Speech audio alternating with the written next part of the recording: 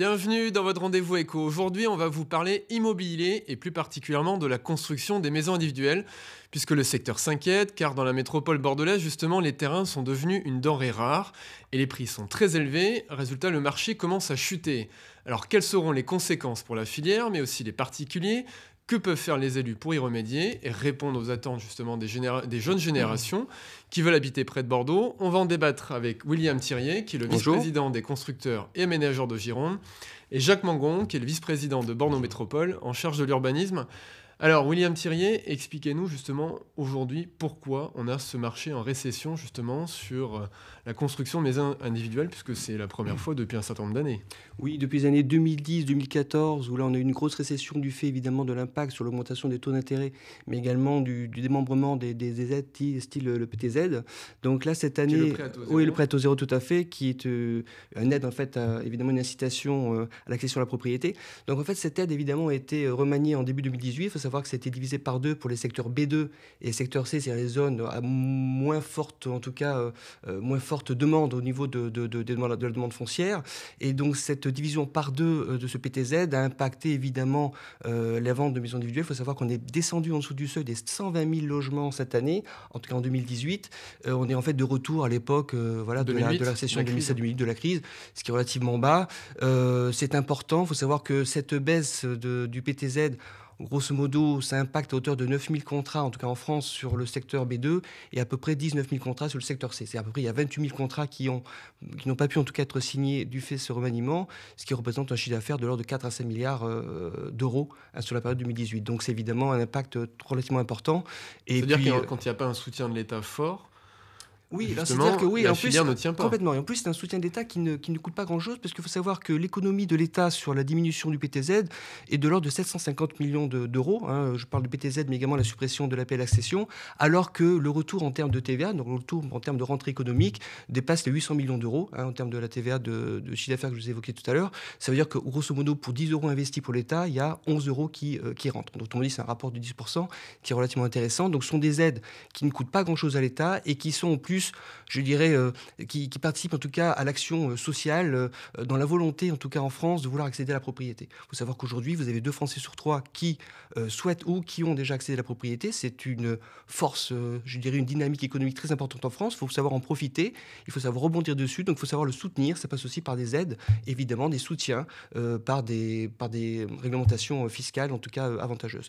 Et le deuxième en tout cas, fait important et qui impacte aussi de façon considérable notre action, en tout cas nos ventes de maisons, ce sont les taux d'intérêt. Il faut savoir que les taux d'intérêt aujourd'hui sont relativement stables, donc ça nous permet évidemment de stabiliser, en tout cas pour l'instant, de faire face à cette baisse de contact, en tout cas de contrat du fait de la baisse du PTZ, mais on sait très bien qu'avec les tensions à la fois nationales, internationales, américaines, chinoises, et puis également les conditions de sortie du Brexit, on sait très bien qu'on est également actuellement en attente, en tout cas, de l'évolution des taux d'intérêt qui peut-être en fin d'année pourront être plutôt négatifs. Et ça, évidemment, la conjonction des deux, ça veut dire qu'on retomberait sur des seuils d'activité comme en 2013-2014, où là on passe en dessous de la barre des 100 000 contrats, ce qui représenterait une catastrophe pour notre profession. Alors pour faire face, vous demandez justement aux élus de libérer davantage de terrain, c'est ça, hein? Alors, on demande, oui, alors bien évidemment de façon intelligente. L'idée, c'est qu'on soit évidemment également partenaire de cette libération d'espace. Ce qui est compliqué, si vous voulez, c'est qu'on a actuellement deux grandes tendances. Vous avez une tendance nationale qui va vers la densification de l'urbanisation. Hein, donc, c'est une tendance qui s'explique pour des raisons politiques, écologiques, de services publics, etc. Et c'est vrai que sur notre région, on a des secteurs où, en fin de compte, cette densification de l'urbanisation est plutôt freinée, contrariée avec des certains nombres de dispositifs. Donc ça veut dire qu'aujourd'hui, si on veut continuer à exister, continuer à vendre des contrats, on est obligé du coup de se replier sur des secteurs justement B2 et C, justement les secteurs qui sont impactés par les aides et qui touchent notamment les primo-accédants. Donc autrement dit, on est pris entre cette double politique, ce double langage, entre un langage national et un langage purement local. Voilà. Jacques Mangon, justement, qu'est-ce que vous en pensez de ces remarques des constructeurs qui disent, bah voilà, on nous libère pas assez de terrain, on nous aide pas en fait à construire, alors que paradoxalement, politiquement, le message c'est de vouloir densifier au sein de la métropole de Bordeaux. Alors, il y a deux éléments. D'abord, il y a la conviction qu'on a, qui est qu'il faut absolument faire attention à développer, à continuer à développer le logement qui peut être considéré comme du logement abordable, qu'il s'agisse d'ailleurs de logements en appartement ou bien alors de logements en maison individuelle, puisque la maison individuelle, encore aujourd'hui sur la métropole, c'est près de 70% de l'habitat, et puis c'est une demande qui continue à être forte de la part des populations qui habitent la métropole. Donc, cette volonté-là, elle est tout à fait réelle. Et en même temps, il faut la croiser avec deux autres phénomènes. Premièrement, le phénomène qui est d'avoir un développement durable, c'est-à-dire de ne pas consommer de l'espace de manière exagérée. On souhaite sur la métropole garder un équilibre entre l'espace construit et puis l'espace naturel de 50-50. Ça veut dire qu'il ne s'agit pas d'ouvrir à l'urbanisation des immensités nouvelles. Parce que c'est ce que veulent les gens, justement, aussi, avoir des espaces verts autour de chez eux. Mais alors, il faut faire attention à ne pas être dans le mitage. Donc, il faut penser les choses. Et puis, deuxièmement, il y a le prix du foncier, c'est-à-dire l'attractivité de la métropole. Une métropole qui offre des emplois, qui est attractive sur le plan économique. Et donc, il y a beaucoup de gens qui viennent et l'offre et la demande tend les prix du foncier, donc augmente les prix de construction. Donc, on a une double action à cet égard. Premièrement, on tente de limiter les prix du foncier avec une série d'actions qui tendent à ramener les prix du foncier vers ce qu'on appelle la valeur vénale, c'est-à-dire la valeur en l'état, d'une maison en l'état et d'un terrain en l'état, et non pas dans ce qui pourrait être demain. Et puis, d'autre part, une action sur la qualité de la construction, parce qu'effectivement, on a besoin beaucoup, et pour la maison individuelle, c'est quelque chose qu'il faut améliorer, de penser un peu l'environnement. Aujourd'hui, la maison individuelle, c'était souvent l'espace du géomètre. On faisait des lotissements, il n'y avait pas beaucoup d'espace public dedans. Voilà. Alors, c'est en train de changer. On est en train maintenant de mettre de l'ingénierie, de l'intelligence, de la réflexion, des lois et concours. Mais on doit croiser les deux phénomènes. Et donc, de ce fait aussi, on doit penser la maison individuelle avec probablement moins d'espace qu'on l'a pensé par le passé. Les terrains de 1000 mètres carrés, avec une maison dessus, c'est terminé. On n'a plus les moyens de se les Et parce offrir. que derrière, il faut mettre les services publics en corrélation justement avec ces nouvelles populations. Donc c'est effectivement une question tendue si on se limite à la regarder comme ça.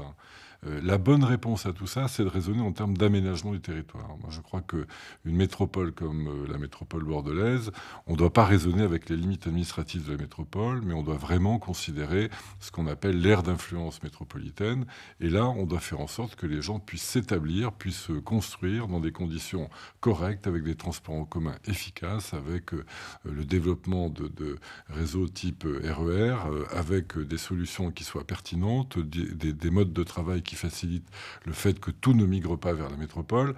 Donc il faut qu'on change un peu de logique par rapport à ça. Il faut qu'on raisonne en termes d'aménagement du territoire. Et si on regarde bien, la crise des Gilets jaunes a un peu parlé de ça.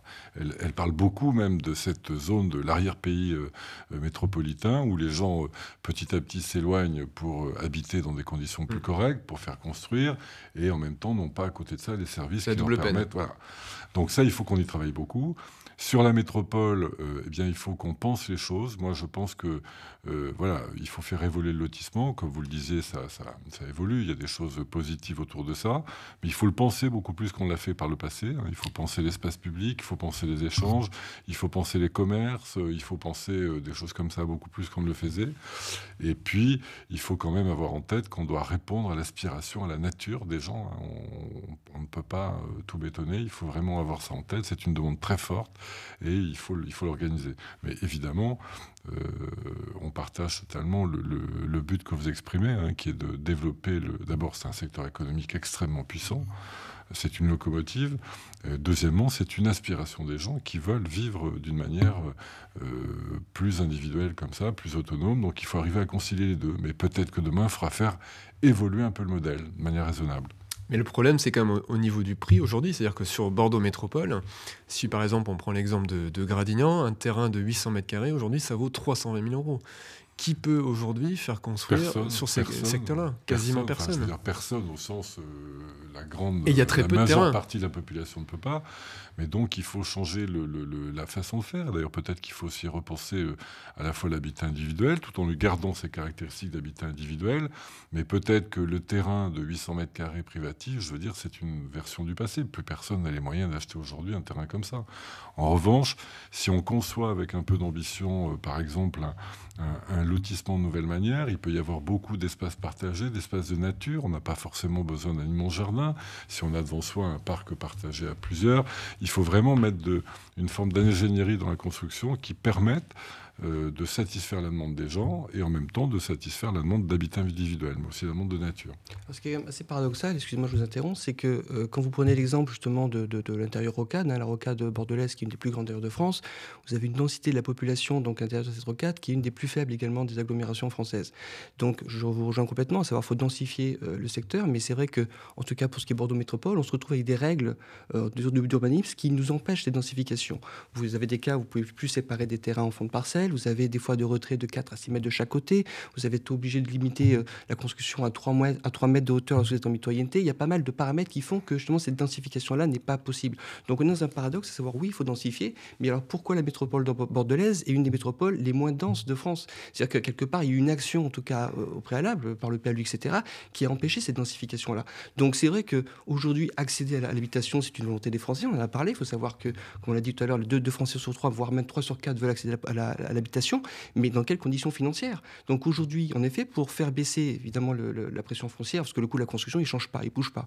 L'année dernière, il a augmenté de 1,8%, ce qui est largement inférieur à nous, notre coût de construction. Donc il ne change pas. Donc ce qui fait le coût de la construction aujourd'hui, c'est le foncier. Et la seule moyen, évidemment, de faire baisser le coût du foncier, c'est de l'organiser, je suis entièrement d'accord avec vous, de façon intelligente, mais c'est également de le libérer. Et de libérer en enlevant un certain nombre d'artifices qui font qu'on est bloqué sur un certain nombre de territoires. Quand vous entendez, par exemple, le maire d'une commune de Bordeaux Métropole qui, en réunion de début d'année, dit fièrement qu'il a réussi à faire diminuer de 50% le nombre de PC autorisés sur sa commune, ça veut dire que quelque part, on n'est pas dans la logique de ce qu'on est en train de discuter aujourd'hui. Nombre de permis de construire. Ah oui, nombre de permis de construire. Donc ça veut dire que ce n'est pas la logique qu'on est en train de nous expliquer. Ça veut dire qu'il y a clairement une logique de freiner, de diminuer, etc. Alors, je suis d'accord qu'une fois que les maires sont garants de cette maîtrise de l'évolution urbaine, mais il faut également tenir compte, justement, vous parlez des gilets jaunes, de la volonté aussi, en tout cas populaire, entre guillemets, d'accès à l'habitation. Aujourd'hui, vous avez les 3/4 de la population française qui achète une maison individuelle le font en rural.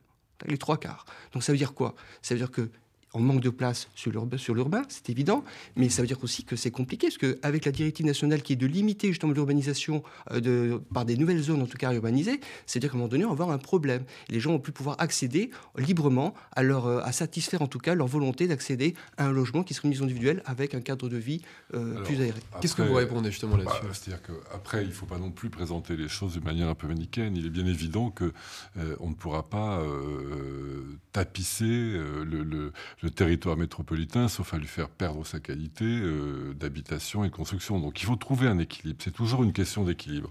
Alors c'est vrai que souvent, et même dans le PLU, il y a beaucoup de règles tatillonnes qui mériteraient d'être toilettées de temps en temps. Mais pour autant, il faut avoir des exigences. Je veux dire, le temps de la maison individuelle où on agrégeait des terrains côte à côte,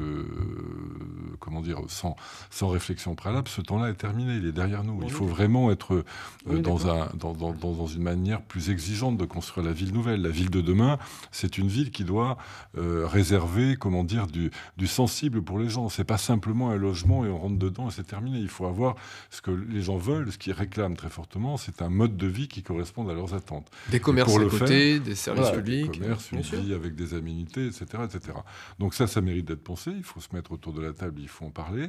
Il faut aussi, dans un certain nombre de cas, bien comprendre qu'on ne peut pas d'un côté demander toujours plus d'espace, d'autonomie et d'indépendance, et puis en même temps une ville plus durable, puisqu'en fait on a une injonction souvent contradictoire. Les gens on a à la fois des contradictions des citoyens et des politiques aussi. Les citoyens nous disent souvent écoutez, débrouillez-vous, qu'est-ce que vous attendez? Il y a des manifestations, qu'est-ce que vous faites pour le climat, etc. Faites-nous une ville plus respectueuse des équilibres climatiques. Et à côté de ça, on nous dit mais arrêtez de nous densifier, etc., de nous rassembler. Donc c'est vrai qu'il faut trouver un un équilibre. Mais cet équilibre, on ne pourra le trouver que par la qualité. C'est pas en juxtaposant des appartements sans âme les uns à côté des autres. Je ne dis pas du tout que c'est ce qui est fait. On parle librement, mais c'est pas en juxtaposant des appartements sans âme ou des maisons sans esprit les unes à côté des autres qu'on fera la ville qu'attendent les citoyens. Il faut vraiment se creuser la tête. Les architectes maintenant arrivent d'ailleurs dans le lotissement. C'est intéressant. Il faut que les politiques travaillent fortement avec eux et avec les constructeurs. Mais est-ce qu'il nous reste et encore cette du ville terrain de demain, elle peut être dense et elle peut être agréable quand même. Alors le terrain, celui qu'on a, il faut le garder. D'abord pour demain, l'horizon 2050 dont on parle beaucoup, vous le savez, à Bordeaux Métropole, eh bien, cet horizon-là, si on le veut durable, il faut garder de l'espace vert, des espaces qui sont non aménagés. On ne peut pas construire partout. Et donc il faut qu'il y ait un équilibre entre tout ça. Ce qui ne veut pas dire qu'il ne faut pas aller vers une ville qui sache ici ou là concentrée. Il y a quand même des secteurs dans Bordeaux où il y a des constructions qui sont en cours. Alors après, la maison individuelle n'est pas du tout condamnée, mais à condition qu'on la repense, qu'on la fasse plus durable. Et on peut avoir des densités intéressantes, c'est-à-dire suffisamment élevées, avec de la maison individuelle de qualité. Ça demande d'être pensé. Un dernier mot très vite. Un dernier mot, c'est qu'on parlait juste en effet, il ne faut pas présenter, je pense, la maison individuelle comme un fossoyeur de l'espace vert. Parce que quand on regarde la statistique depuis à peu près 1990, vous avez l'augmentation du paysage urbain qui a augmenté de 16%. Celui de toutes les grandes surfaces commerciales industrielles de 40%, d'accord ? Donc on voit un petit peu la différence entre les deux, il ne faut pas se tromper de coupable.